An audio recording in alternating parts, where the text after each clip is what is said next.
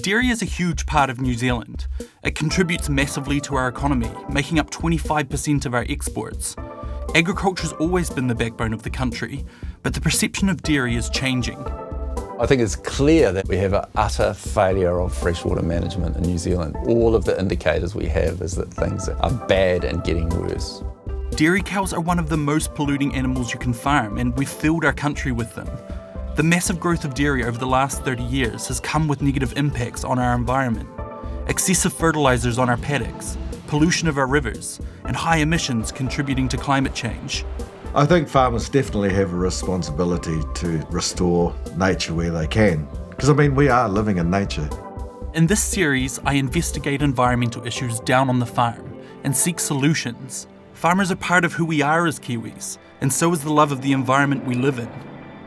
These are big issues for all of us here in Aotearoa, in the land of milk and money.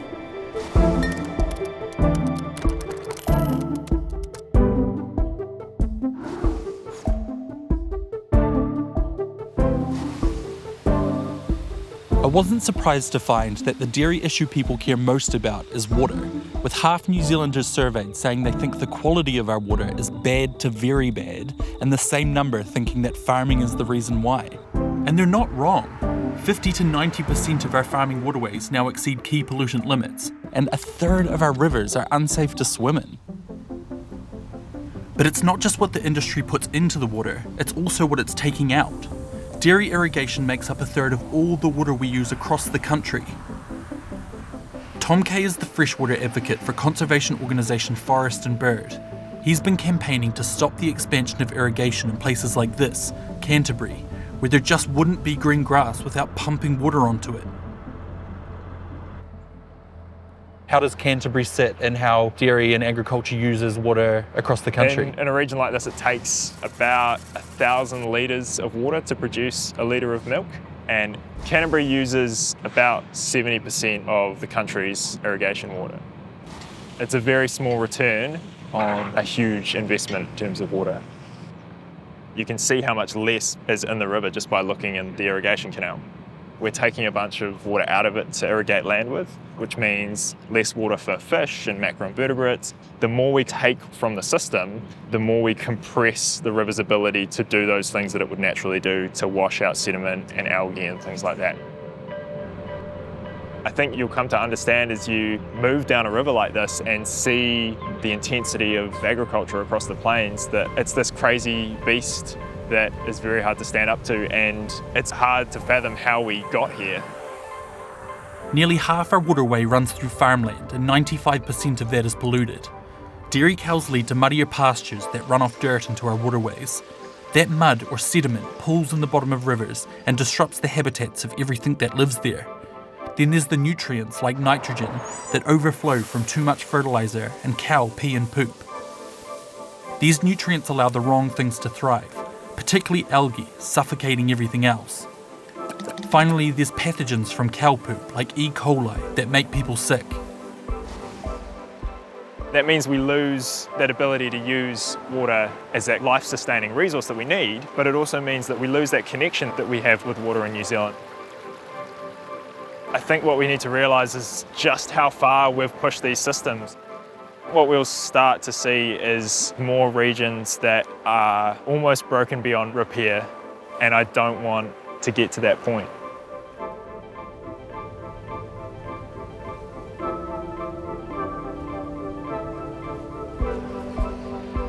When we get this far down the river and when we've got this much agriculture around us, the little village that we just drove into is a perfect example of where those nitrate levels in the drinking water supply actually exceeded the drinking water standard. In 2016, here at Rangitata Huts, a warning was issued when the water exceeded the nitrate levels at which there is an immediate health impact, most commonly the illness and risk of death of children from blue baby syndrome. Yeah, I was just talking to two fishermen from the village, and they said it's talked about all the time how polluted it is, and that they bring in their water from Christchurch because you don't drink the water down here. It's crazy to think anywhere in New Zealand that people would say, don't drink the water. Yeah, you can't drink the water, right? And you grew up, like I grew up in Hawke's Bay where it, there was this constant thing of saying, the groundwater's thousands of years old and it's been filtered by nature and it's beautiful and it comes straight out of your tap. And Canterbury's now got this problem.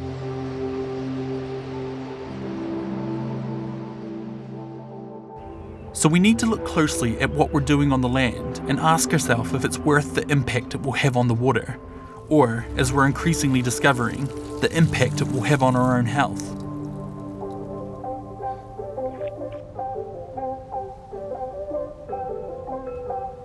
This is one figure that really astounds me, is that every day our 6.5 million dairy cattle put out 200,000 tonnes of faecal matter spread across the New Zealand environment. The equivalent of if all the faecal matter produced by 1.4 billion people in a day was just distributed across the New Zealand landscape without any treatment at all. In terms of the impact of the dairy industry, now we've got a new problem, and that is chemical contaminants of water, particularly nitrates. It is a carcinogen that is making a contribution, we think, to the burden of colorectal cancer in New Zealand. If we look at international evidence, it suggests that around 4% may be attributable to exposure to nitrates in drinking water. The communities that are most exposed to elevated nitrates are actually farming communities, because they are often on smaller, shallower bores. They're also based in communities where there's a lot of nitrate fertiliser being added to the land to boost productivity. It's no wonder there's so much nitrate in our water. The dairy industry applies 6 times more nitrogen fertiliser now than they did 30 years ago. And those nitrates are going to affect generations of New Zealanders. If we stopped using nitrogen fertiliser today, we would still see it in our water in 10, 50, even 100 years from now. Nitrates get dragged into the networks of water underground. Depending on its structure and rock types, these networks can take different amounts of time to bring those nitrates back to the surface. So the fertiliser we put on the ground today will cause environmental damage when it re-emerges into our waterways up to 100 years from now. Our children, grandchildren and great-grandchildren are going to have to deal with the environmental impact of the pollutants we put on the land today. This township, where so much of my family live and work, is exactly the kind of place that's experiencing these high nitrates in their drinking water. And so I've organised to meet Michael and a water engineer he works with, Jayne, here to test my sister and my niece's drinking water and see if there's any health risks posed to them by living here. What are we looking at here, Jayne? So this is a portable nitrate analyzer that we can use to test the nitrate levels in the drinking water. What do you want to see and what are we seeing? Ideally, we'd want to be seeing less than around 5 milligrams per litre of nitrate. And some of the sampling we've done has found levels as high as around 35 milligrams per litre. I'm interested, but also a little worried to find out what we're going to see here. Okay, so I'm just going to grab some of the tap water here. And then we just have to wait a minute for this to give us a reading. 15.5 milligrams per litre as NO3. That's obviously 3 times higher than what we'd like to see for healthy water. Are they going to see day-to-day health impacts of drinking that? No, they won't see any acute effects from that, but a lifetime exposure at that level is associated with an increased risk of some cancers, particularly colorectal cancer. The Ministry of Health recently set up a task force to look at the links between nitrates and colorectal cancer.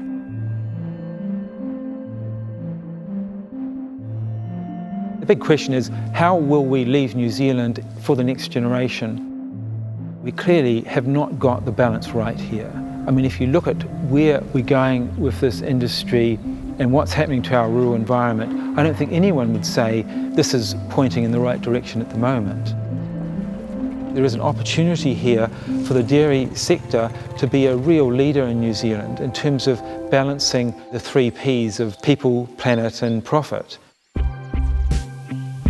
The dairy industry hasn't taken kindly to people who have criticised it, and no one knows that better than freshwater ecologist Dr Mike Joy. He's repeatedly spoken out in public, including in the New York Times, challenging New Zealand and the dairy industry to live up to the clean green image we like to project. I think it's clear that we have an utter failure of freshwater management in New Zealand. All of the indicators we have is that things are bad and getting worse. The animals that live in this freshwater tell you everything you need to know about it. 74% of our freshwater fish are on the threatened or at-risk species list. I can't find a country in the world that has anywhere near that level of threatened species in freshwater. I started to realise that dairy or intensive farming was the big problem. Seeing just how fast things were declining, I started to worry and get angry about what was happening to our freshwaters. As a scientist, you're expected to publish in journals, but quite early on I started to realise that the stuff that I was producing through these journals was me and half a dozen other nerds in the world that would read that stuff, and that the general public just weren't hearing any of that stuff. I started wanting to make it more public. Around 2012, I was contacted by the New York Times, who interviewed me, and then there was an article about our clean green image, and that the 100% pure it doesn't match up with the environmental reality. I mean, all of the stats puts us among the worst countries in the world, certainly not amongst the best countries in the world. That newspaper article started a bunch of really negative reactions from a few people. Dr. Mike Joy of Massey University, a leading environmental scientist in your country, he said just the other day, he said, we are delusional about how clean and green we are. Well, that might be Mike Joy's view, but I don't share that view. Look, I'd hate to get into a flaming row with one of our academics, but he's offering his view. I think any person that goes down to New Zealand... He's a scientist, it's based on research. It's not just an opinion. He's one academic, and like lawyers, I could provide you another one that would give you a counter view. The reason I'm writing this stuff is because I actually am really worried about it. I really care about this country. I've always felt that this is bigger than my career. And so if I have to put my career on the line, I'll do that. I think for the others, they get really, really scared or they get threatened. If they do say something, they cop so many threats from funders and that kind of thing that they back off. I had the same threats, but I wasn't going to give up. We have undergone a change over the last 20, 30 years where universities and Crown Research Institutes are expected to bring in their own money from industry. As the science becomes more commercialised, it's really, really important that there is some kind of independent questioning of what's going on. I think it just becomes more important every day. So as long as you've got the status quo funding the status quo research, it will be good science, but it's very, very biased towards a particular outcome. So you have this warped view of what's actually going on. The money's in harming the environment, there's no money in saving it. The question is, what are we losing by having degraded water? For some of us, it just affects our summer swim. But research shows that 3/4 of waterways that are culturally significant to Māori have been impacted by degraded water quality. Dr Mahina-a-rangi Baker is a Māori environmental planner. She successfully fought to integrate a concept called te mana o te wai into water legislation, prioritising the health of water before our use of it. Te mana o te wai, the way it's applied in the policy is to get people to think about a hierarchy of obligations. The first obligation is to ensure the life-supporting capacity of the water itself. The second obligation is to provide our human rights to drinking water and water for hygiene purposes. And the third obligation is then to all the other consumptive uses, including agriculture. If you look around Aotearoa today, the way in which rights to use water is currently allocated doesn't follow any real rationale other than first come, first served. I think about the Hawke's Bay last summer. There were kaumātua that were being driven across town to have a shower once a week, whereas the farmer irrigating literally across the road from them was still able to irrigate. If I was to describe the Māori worldview of water, we would talk about it in terms of atua, or the way we deify phenomena or processes in the environment because we recognise they're life-giving, they're divine in some way. Seeing waterways that we see as our ancestor being degraded, it's like seeing a part of you being degraded. I think the impact that is the most profound to me is probably the psychological impact. Ideally, I would be able to take my baby that's on the way down to the river to a site that I know is really clean, and we would have a practice there where we would cleanse the baby and bring the baby into their first physical connection with that waterway. The site that I'm thinking about where traditionally that might happen, there's currently discharges going into the river there, which mean it's probably not a safe place to be carrying out that practice. That really speaks to how poor the state of our fresh water is. The emotional impact for me is probably more around the frustration of not having our values or our worldview respected or upheld.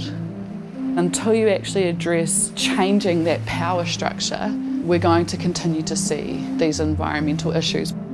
That Indigenous way of thinking is the enduring way of thinking on our planet.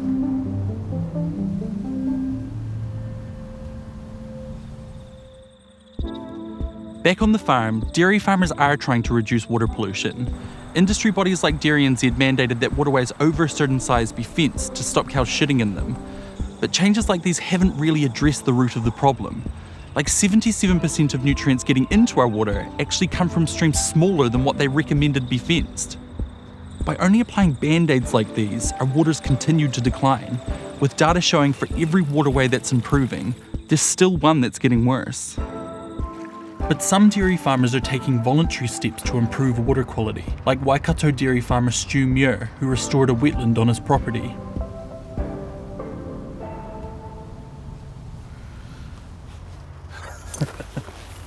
Here you go, bro. Thank you very much. Normally I have all the dogs down here with me. I know. Tell me about it. Looking over the last 20 years where a lot of mistakes have been made, what we were doing is not the best, so therefore change. My perspective on what's degrading the rivers, it's not one single thing. There are many, many things. You know, we've got the impacts of farming, we've got the impacts of industry.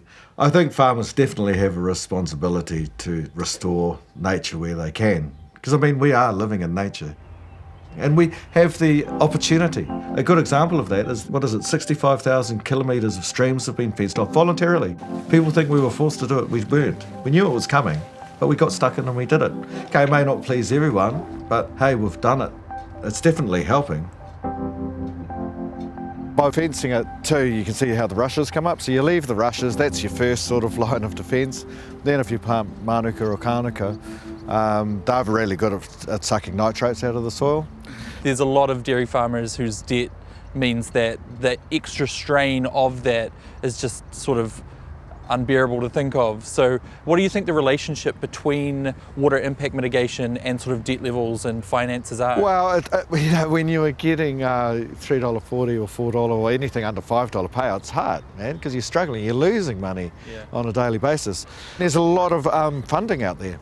People don't realise how much funding that there actually is through councils and that sort of thing. So it is hard. You know, I must admit it doesn't come without a cost, but you do it once, eh? The wetland restoration that I've done, the Waikato River Authority set up the organisation to help improve the health and the well-being of the Waikato River. In 2011, got the first round of funding. The significance of the wetlands is they act like a kidney. They absorb nutrients, they take the sediment out of the soil, they create a diverse range of opportunities for flora and fauna to flourish. It's vitally important. Now you go down there and it's great to see the wildlife come back there, the biodiversity. Just needed a hand. At the end of the day, we are a business and you want your business to perform as well as it possibly can. Now, if you can do that and look after the environment at the same time, because it's not diametrically opposed, they're actually the same things, you actually become more productive by doing that. Once people can see that by cleaning up your backyard, it helps their backyard, they want to be part of that community. It resonates with them, their way of life and their connection to the river, or the land, or the bush, or whatever, and that's the important thing. But you need somebody to lead it, and once people see it, they go from criticising to getting on board. Farming's hard, so to be able to do this, it's given me a real good balance in life. My relationship with the river, no, it's the same as when I was a little kid. It was my playground. It's up to us as custodians and kaitiaki of the land to do that sort of thing. Intergenerational, sustainable, environmental change. To fix our water, we're going to have to do things differently. In the next episode, we're going to explore the root of our water and many other environmental issues, looking at the intensive use of feed and fertiliser in the dairy industry.